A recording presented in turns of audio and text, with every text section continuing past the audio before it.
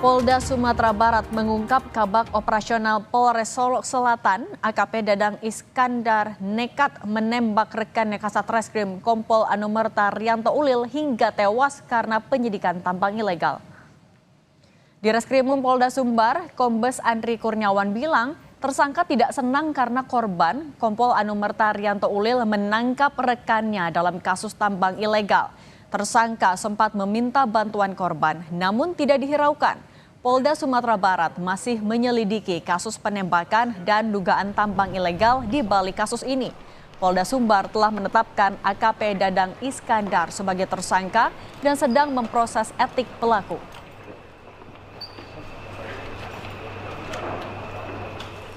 Tidak senang di mana rekanan pelaku ini dilakukan penegakan hukum oleh korban di Polres Solo Selatan, sehingga ketika yang bersangkutan mencoba meminta tolong, kemudian tidak ada respon, selanjutnya yang bersangkutan melakukan sopir kalau dari keterangan penyidik yang menangani.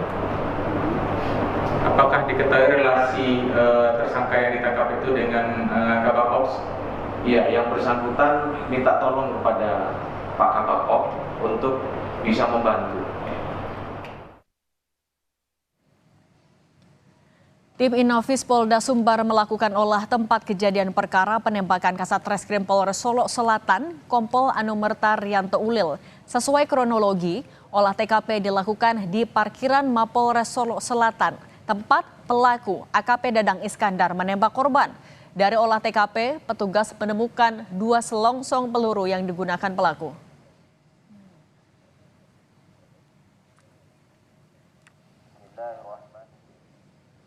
Kabar Reskrim Polri, Komjen Wahyu Widada menyebut jajaran Ditipidum Barreskrim Polri dan Inafis sudah berangkat ke Sumatera Barat. Mereka diterjunkan untuk mengusut kasus pembunuhan Kasat Reskrim Polres Solo Selatan, Kompol Anumerta Rianto Ulil Ansari oleh Kabak Ops Polres Solo AKP Dadang Iskandar. Sudah berangkat ke tim dari Barreskrim, sudah berangkat baik dari kemarin tadi sudah perintahkan Inafis maupun juga dari Ditipidum. Kita semua berduka dengan kejadian ini dan kita akan lakukan proses penyidikan dengan kita asistensi dari Mabes Polri.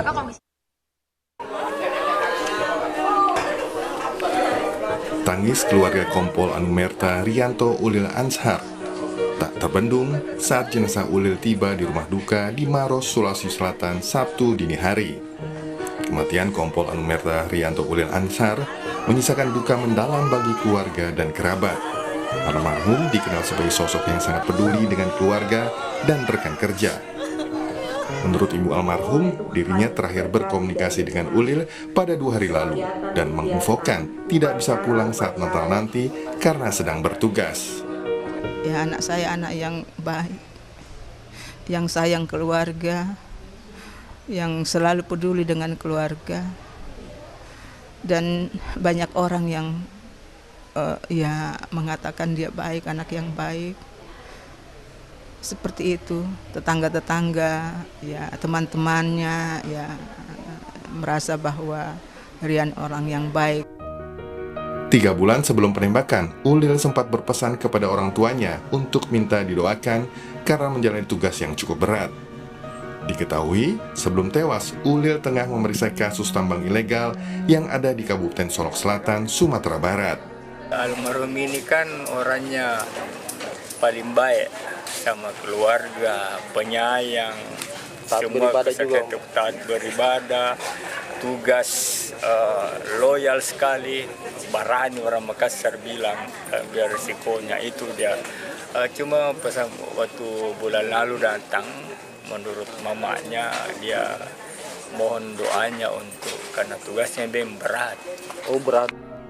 Kompol Anumerta Rianto Ulil Ansar menjabat sebagai Kepala Satuan Reskrim di Polres Solo Selatan, Sumatera Barat. Almarhum merupakan lulusan Akademi Kepolisian tahun 2012. Di mata rekan dan atasan, almarhum dikenal sebagai anak yang baik dan memiliki karir yang sangat bagus. Pastinya karirnya sangat bagus karena dari perjalanan karirnya sangat hebat. Almarhum ini anak yang baik, anak yang juga respect, loyalnya tinggi, sehingga begitu saya perintahkan untuk tumpas habis tambang ilegal, terutama yang marak, yaitu galian C yang tanpa izin atau apapun yang tanpa izin, dia sudah mempunyai prestasi tinggi di bulan terakhir ini. Laporan hasilnya juga sudah ada pada kami. Apresiasi kepada yang bersangkutan juga sudah kami lakukan.